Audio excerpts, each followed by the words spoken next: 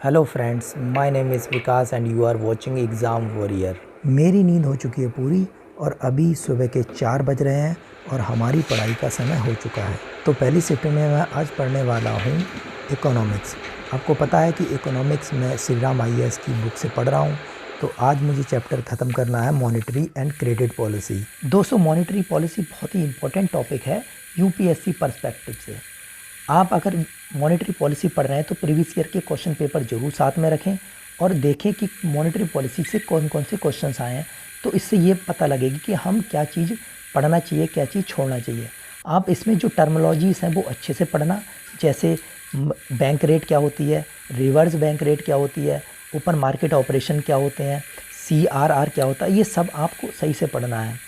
तब आपको जाके क्लियरिटी होगी कि मॉनेटरी पॉलिसी क्या होती है और मॉनेटरी पॉलिसी और फिजिकल पॉलिसी में क्या क्या डिफरेंस है, ये भी अच्छे से पढ़ लेना, जिससे कि आने वाली जो भी चीज़ें हैं वो आपको समझ में आने लगे। दोस्तों, अगर आप इसको पहली बार पढ़ रहे हो सकता है आपको समझ में कम आ रहा हो या फिर नहीं भी आ रहा हो, तो घबराने वाली बात नहीं है। थोड़ा टाइम देंगे आपको समझ में आने लगेगा।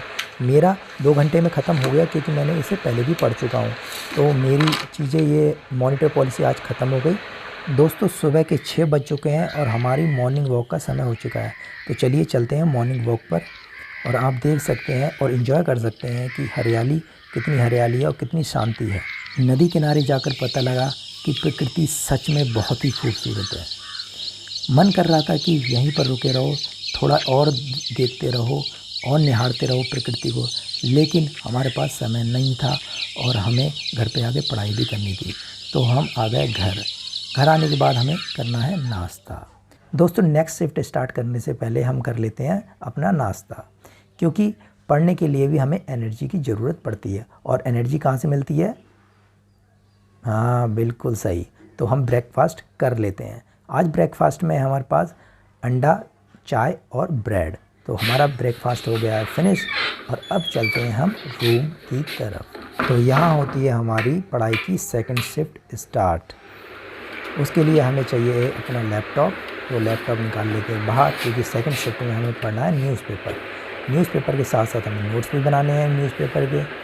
और तो न्यूज़पेपर पढ़ने के लिए हमें लैपटॉप की ज़रूरत पड़ती है। लैपटॉप और कॉपी दोनों साथ में रखें कभी भी आप न्यूज़पेपर पढ़ें। तो देखते हैं आज के न्यूज़पेपर में क्या क्या चीज़ें इम्पोर्टेंट हैं जो कि मेरे एग्ज़ाम में आ सकती हैं। फ्रंट पेज पर एक आर्टिकल दिया है झारखंड के सीएम के सस्पेंशन को लेकर, डिस्क्वालिफिकेशन को लेकर। तो ये एक इम्पॉर्टेंट आर्टिकल मिल जाता है। पैगासस को लेकर एक इम्पॉर्टेंट आर्टिकल है। बाल और एक बिल्किस बानो को लेकर एक इम्पॉर्टेंट आर्टिकल जो फर्स्ट पेज पर मुझे दिखा। आर्ट एंड कल्चर को लेकर भी एक आर्टिकल दिया हुआ है, श्री राम भारतीय कला केंद्र से रिलेटेड। तो आप उसको भी पढ़ सकते हैं अच्छे से। अब आ जाते हैं एडिटोरियल सेक्शन में। एडिटोरियल सेक्शन में एक आर्टिकल है फ्रीबीज को लेकर। फ्रीबीज को लेकर हर दिन एक ना एक आर्टिकल आ रहा है, तो आप इसको छोड़ भी सकते हैं और चाहे तो पढ़ भी सकते हैं। अगला आर्टिकल है एक रेनबो ऑफ होप, यानी कि LGBTQ से रिलेटेड। तो आप इसको पढ़ें, अच्छा लगेगा आपको पढ़ने में। बाकी एक आर्टिकल है should India change it's policy on Rohingya. क्या रोहिंग्या को लेकर हम जो अपनी पॉलिसी है उसको चेंज करना चाहिए। इसमें 2 कैरेक्टर्स, एक विवेक काटजू हैं, एक मीनाक्षी गांगुली, इन दोनों के आर्गूमेंट्स दिए गए हैं। तो आपको इससे पॉजिटिव और नेगेटिव एस्पेक्ट्स के बारे में पता लगेगा। बाकी मेरा न्यूज़पेपर अब कंप्लीट हो चुका है। मैं लैपटॉप को कर देता हूँ साइड। न्यूज़पेपर पढ़ने के बाद अब हम बढ़ते हैं अपनी थर्ड शिफ्ट की तरफ। थर्ड शिफ्ट में मैं पढ़ूंगा ज्योग्राफी ऑप्शनल, क्योंकि ऑप्शनल रोज़ाना ही पढ़ोगे तभी काम चलेगा। तो आज के ऑप्शनल में मुझे पढ़ना है लैंड्स फॉर्म के बारे में। तो लैंड्स फॉर्म जो कि है पूरा चैप्टर है, काफ़ी बड़ा चैप्टर है, इसमें 3 चैप्टर इंक्लूड होते हैं, तो मुझे पूरा कंप्लीट करना है। लैंड्स फॉर्म टॉपिक में हम 3 चैप्टर पढ़ेंगे, minerals and rocks, metamorphic process, lands form and their evolution.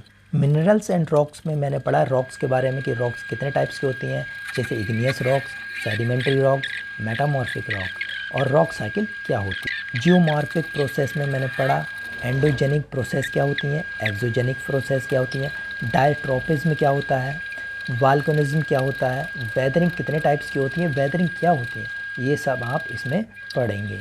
दोस्तों, तीसरा टॉपिक आता है लैंडफॉर्म एंड देयर इवोल्यूशन। इसमें मैंने पढ़ा कि लैंडफॉर्म क्या होते हैं और उसका इवोल्यूशन, यानी कि किस तरह से वो बने। तो लैंड्स फॉर्म के कितने टाइप के होते हैं, किस किस तरह के लैंड्स फॉर्म होते हैं, वो सब आप इसमें पढ़ेंगे। बहुत ही इंपॉर्टेंट टॉपिक है, इसमें से क्वेश्चन आता ही आता है, तो अच्छे से पढ़ना और बार बार रिपीट करना जिससे कि आपको क्लियरिटी हो जाए। तो इसमें कई सारे जो लैंड फॉर्म है, जैसे डिपोजिशनल लैंड फॉर्म है, इरोजनल लैंड फॉर्म है, ठीक है, ये सब आप पढ़ सकते हैं और अच्छी तरह से समझ सकते हैं। और ये एनसीईआरटी में अच्छी तरह से समझाया गया है, कहीं और बुक लेने की ज़रूरत नहीं है। तो अब आप एक तरह से एनसीईआरटी बार बार पढ़ें, 2-3 बार जब पढ़ लेंगे आपको अपने आप ही लैंड फॉर्म के बारे में पता लग जाएगी और क्लियरिटी भी हो जाएगी। तो मेरा लैंड फॉर्म जो चैप्टर है वो कंप्लीट हो चुका है और करीबन 2-2.5 घंटे लग गए थे करने में, तो फिनिश हो चुका है। और अब रख देते हैं अपनी नोटबुक और बुक को साइड में और चलते हैं बाहर लंच करने के लिए, क्योंकि लंच का टाइम हो चुका है और भूख लग रही है बहुत ही तेज़। तो देखते हैं नीचे पहुंचकर पता लगेगी कि क्या लंच में मम्मी ने बनाया है। तो आइए साथ में चलते हैं और देखते हैं लंच में क्या बना है। ओहो यमी, वाह वाह वाह भाई, लंच में आज तो है रोटी है, अरबी की सब्ज़ी है और साथ में जो ऑमलेट है। अगर आप नॉन वेज वाले हैं तो समझ सकते हैं। तो चलिए करते हैं लंच को फिनिश। तो मेरा लंच हो चुका है फिनिश और अब चलते हैं काम पर, काम यानी पढ़ाई करने के लिए। तो चलिए रूम में चलते हैं और अपना आगे का टास्क करते हैं। तो करते हैं अपने रूम को ओपन, गेट जो है ओपन कर लेते हैं और लाइट्स वगैरह जो हैं वो ऑन कर लेते हैं। अंधेरे में नहीं पढ़ना चाहिए, आंखें कमज़ोर हो जाती हैं। और पंखा भी चला देते हैं, गर्मी हो गई है दोपहर में काफ़ी। तो चौथी शिफ्ट हम स्टार्ट करते हैं और इस शिफ्ट में मैं पढ़ने वाला हूँ करंट अफेयर्स के नोट्स बनाने वाला हूँ दृष्टि IAS की वेबसाइट से, क्योंकि एक हमारे सीनियर हैं, हमारे भाई हैं, वो खुद इंटरव्यू तक पहुँच चुके हैं UPSC के। तो उन्होंने कहा कि दृष्टि IAS की अगर आप फॉलो करेंगे तो मोर देन सफिशिएंट है, करंट अफेयर्स कहीं से भी करने की ज़रूरत नहीं है। तो दृष्टि IAS की करंट अफेयर बहुत ही इंपॉर्टेंट है और उसके नोट्स बना लीजिए अच्छे से। तो वही मैं कर रहा हूँ और नोट्स बना रहा हूँ, क्योंकि अगर आप दृष्टि IAS के नोट्स बनाएंगे और उसके साथ ही साथ इसके MCQ को लगाएंगे तो मोर देन सफिशिएंट है, आपके daily to daily current affairs पूरा हो जाएगा। आपको न्यूज़पेपर पढ़ने की भी ज़रूरत नहीं पड़ेगी। तो ऐसा ही मैं कर रहा हूँ, अपने करंट अफेयर्स को रेडी कर रहा हूँ और नोट्स बना रहा हूँ, साथ ही साथ अपने क्वेश्चन भी लगाना है। ठीक है, तो करंट अफेयर्स मेरा हो चुका है कंप्लीट और अब इसको जो रिवीजन के लिए बाद में रिवाइज़ करेंगे अभी रख देते हैं साइड में और अपना लैपटॉप बंद कर देते हैं। स्नैक्स लेने और 1 घंटे आराम करने के बाद अब मैं स्टार्ट करूंगा अपनी 5वीं शिफ्ट।